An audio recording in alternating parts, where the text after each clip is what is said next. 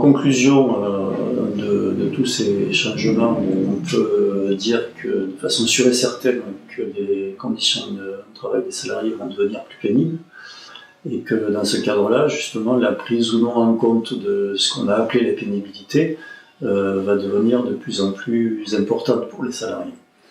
Et si je dis ce qu'on a appelé la pénibilité, c'est que justement, une des nouveautés de l'ordonnance, c'est de dire que désormais on ne parlera plus de pénibilité. Monsieur Macron a expliqué que c'est un mot qui n'aimait pas, et donc on ne parlera plus de pénibilité. Donc le compte qui était censé mesurer les effets de la pénibilité pour les salariés qui exposaient à des travaux difficiles ou dangereux, voilà, donc ce compte qui s'appelait compte de personnel de prévention de la pénibilité va désormais s'appeler compte de professionnel de prévention.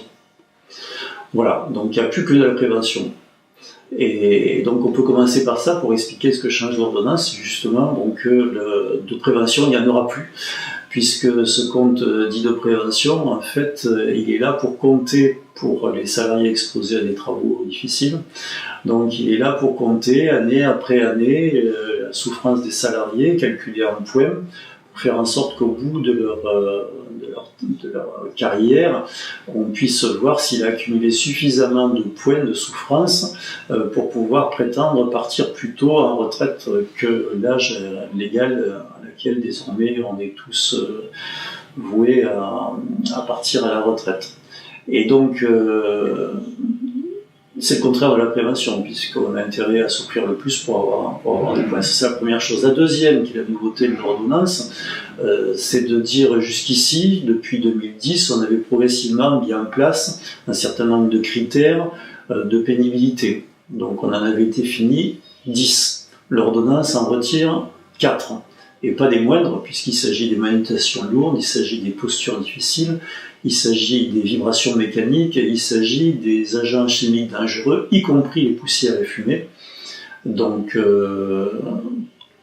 ces 4 points-là sont quand même, pour l'essentiel, recouvrent les métiers les plus pénibles et les plus invalidants, puisque pour ne prendre que les agents chimiques dangereux, bon, derrière on a tous les cancers, on a l'amiante avec les poussières, on a des conditions de travail auxquelles sont exposés des millions de salariés en France. Voilà, donc ces 4 critères-là ont disparu. Et on va dire tout de suite ce qu'ils deviennent, hein, puisqu'on nous dit non, ils n'ont pas complètement disparu. Pour les personnes qui seront exposées dans ces métiers-là, donc alimentation lourde, posture difficile, hein, donc ça peut être ceux qui travaillent à genoux, le carrelage, ça peut être ceux qui travaillent sur les toits, ça peut être ceux qui travaillent avec les bras en l'air. Bon, c'est tous ces métiers difficiles, donc on va plus du tout les mesurer. Et c'est simplement en bout de carrière ou en bout de vie, plutôt pour certains, on va mesurer à la fin, quand il s'approchera de la retraite, voilà, on va mesurer son taux d'incapacité permanente. Et si son taux d'incapacité permanente est supérieur à un taux qui va être fixé par un décret, donc on dira, ben oui, finalement, son travail a été pénible, la preuve, il est malade, et donc on lui reconnaîtra sa maladie professionnelle.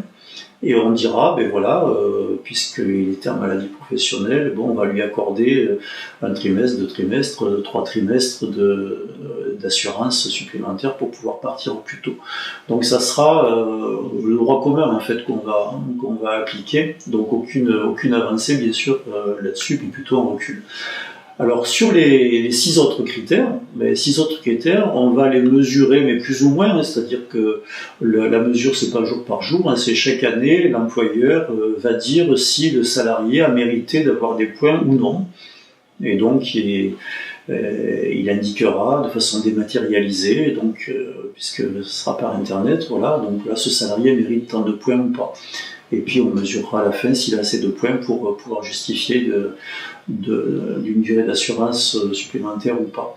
Alors quand je dis on pourra vérifier ça, c'est pas l'exacte description du dispositif, puisqu'en fait l'accumulation des points peut servir à 3 choses. Il peut servir à avoir une durée d'assurance payée à la fin.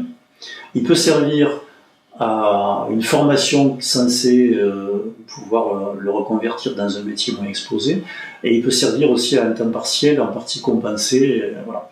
Sachant que pour le temps partiel déjà, l'employeur pourra refuser, sachant que pour les formations, on ne peut pas penser que les salariés qui sont dans ces métiers-là, qui ont souvent peu de qualifications, et en tout cas même s'ils ont une qualification, ce sont des salariés qui souvent ont des difficultés à se reconvertir, et pour qui une formation, pour qu'elle soit réellement une formation qui permette de se reconvertir, nécessite beaucoup d'heures.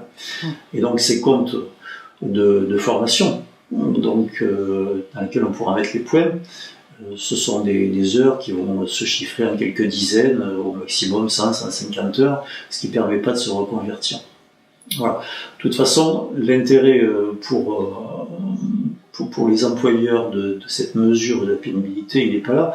Pour eux, l'intérêt de cette mesure de la pénibilité est que justement, on n'en prenne plus en compte, puisque une mesure individuelle de la pénibilité des salariés, c'est quelque chose qui n'existait pas jusqu'en 2010. Jusqu'en 2010, il existait quelques métiers où collectivement, il avait été reconnu que le métier était pénible et que donc c'est justifié de pouvoir partir plutôt en retraite, par exemple, pour le bâtiment. Et cette mesure individuelle, il est fait pour ne plus la prendre en compte, cette pénibilité. Et là, on a, avec ce dispositif-là, tous les moyens, non seulement d'individualiser la pénibilité, mais aussi de ne plus la prendre en compte. Parce que quand on sait, et ça clôt un peu la discussion, quand on sait que la mesure de cette pénibilité, en fait, dans ce compte, elle va être, jusqu'ici, avant l'ordonnance, c'était géré par la Caisse nationale d'assurance vieillesse, qui avait une logique, puisque c'était par rapport à un départ anticipé en retraite. L'ordonnance décide que désormais, ce ne sera plus la Caisse nationale d'assurance vieillesse, mais la branche assurance maladie, la Caisse d'assurance maladie, et à l'intérieur de la Caisse d'assurance maladie, la branche accident du travail et maladie professionnelle, qui depuis toujours, depuis la création de la sécurité sociale, est contrôlée par les employeurs, et donc en l'occurrence par le MEDEF. Et de façon institutionnelle depuis 2006, puisque depuis 2006, le conseil d'administration de cette branche est présidé par décret par le MEDEF.